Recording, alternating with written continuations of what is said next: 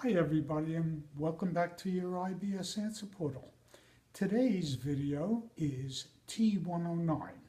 We are doing the T109 series in two parts. So part one is ABA. We are going to discuss applied behavioral analysis. This is a very useful tool. I used it in the development of my theories on inflammatory bowel diseases and the treatment for the same. Your physician, if you have a good physician, will utilize the same technique. You cannot only go by a textbook definition. You must use observational behavior. You have to be aware of your surroundings, of your patient, of the maladies, the symptoms, the things that are going on. Today's video is going to be of particular interest. I'm not a cruise director and I am not a travel industry agent. However, I want to discuss a cruise that I just took. In view of the fact that I suffered IBS for well over 10 years, and the last 3 years I devoted to research, and this past year I've not had any reoccurring symptoms. How did I do all that? Besides all my medical research, I used ABA. I employed it for myself. In this regard, I was able to observe changes that were going on in my body. That is how I ascertained if my treatment protocol was working, was correcting the problem and improving my health. I'm going to teach you to do the same, which is going to be a utilization of this tool to help facilitate your healing process. Now for the cruise. Of course, when I went on the cruise, this was the end of last year, I told the server in the restaurants that I have a dietary issue. And I told them I cannot eat any dairy products because it makes me ill. I could not eat any of the high FODMAP products, and I didn't use the word FODMAP, but I told them I can't have onions, garlic, tomatoes, or avocados, and so on and so forth in my meals. They were very accommodating, and they prepared the meals the way I wanted and the way I needed. And guess what? I did not get sick. And to be on the safe side, at that time, I utilized my ERT, enzyme replacement therapy. And I walked around with this. And I was always prepared. I was that Boy Scout. And if you look, yes, I carried my enzyme replacement therapy with me. I took it prophylactically, preventatively, just to make sure somebody didn't slip up and I would have gotten sick and then not been too happy on that cruise. Well, the interesting thing is, what I want to tell you, the servers were from various countries. They were Asians. They were Filipinos and Indonesians and even a few Vietnamese. And I became friendly with one of the servers, and we discussed my condition. And she says, well, you know, all these people that come on these cruises have a host of medical issues. When I first started working in this cruise ship, I thought, oh, how strange. We don't have this in our country. And I said, if you don't mind, could I start talking to you about the Philippines? She says, sure. I said, do people in the Philippines develop irritable bowel syndrome, IBS, inflammatory bowel disease, ulcerative colitis?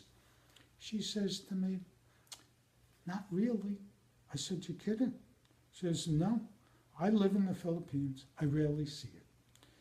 The only time I did notice it is relatives of mine that moved to New York City. After a few years, many of them started developing it. And they didn't realize the correlation here. Her relatives moved from a very different diet-based lifestyle than we have in New York. So I said, let me ask you something. What does your food consist of? She says, oh, nothing like what you eat. She says, for breakfast we have steamed rice, white rice, sometimes some vegetables in it, sometimes maybe eggs or a little chicken. For lunch, we would have steamed rice. We would have vegetables, and we would probably have some type of white meat, either chicken or pork. And she said for dinner, we would have, again, steamed white rice, sometimes meat, but most of the time, poultry or fish. We had a lot of vegetables, and we also ate fruits. And we ate about 5 or 6 times a day. We did not eat large quantities of food.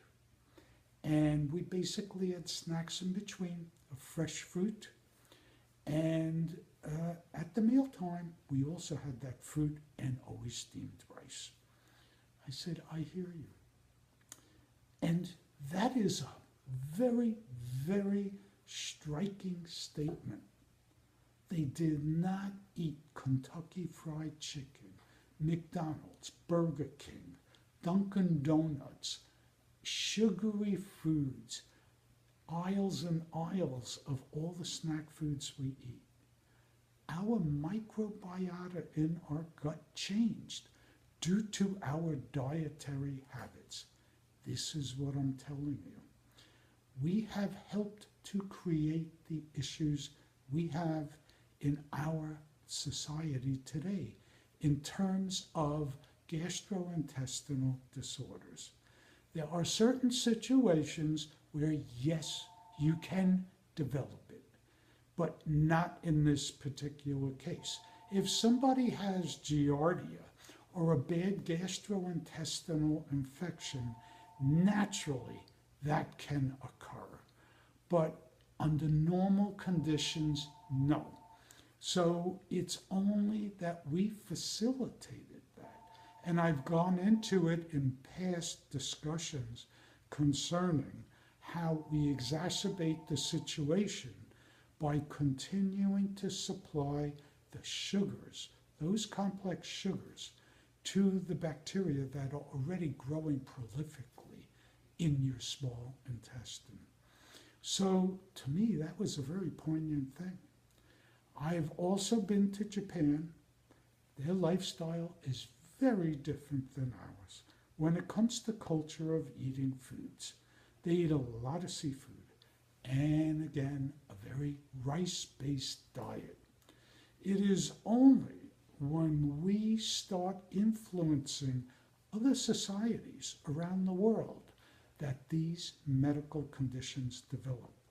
As we export all these so-called fast foods, junk foods, it changes their diets, changes their medical conditions. So it is something really to observe. That is how I employed ABA, that Applied Behavioral Analysis. A good physician on your intake, the first office visit, will sit and listen to you. They will ask you, what is your background? What is your culture? What types of foods do you eat? That's paramount before you even go into testing, blood testing, scans, CAT scans, x-rays. Remember, your condition is a functional disorder, and it occurs on a cellular level. Your physician, even though you have inflammatory bowel disease, they're not going to see it on a cellular level if they do an endoscopy or a colonoscopy. This is occurring on that cellular level. They do not bother or are not aware, never been taught to figure out what deficient enzymes you currently have in your system. That means Out of those 26 enzymes that you produce, digestive enzymes, you have at least 6 alone you produce in your small intestine. If you have severe effacement, damage to your brush border, you're not producing those enzymes, and you're exacerbating the situation. So think about it. Talk to people from other cultures. Do a little reading on your own. And don't kid yourself. You're going to find out a boatload of information that maybe even your physician didn't know. Now stay tuned for part 2. And the title of this one of T109 part 2 is going to be Reading the Tea Leaves. This is going to help you understand where you are in the progression of your phase 2 treatment, where you're going, and how do you know you're improving. You're going to be shocked. Stay tuned. I'm telling you, you're going to get better. And one important thing, I am now offering my service to you. If you have a question and you want to pose a question to me or seek my help, email me. And the email address is lbodnerplc@att.net.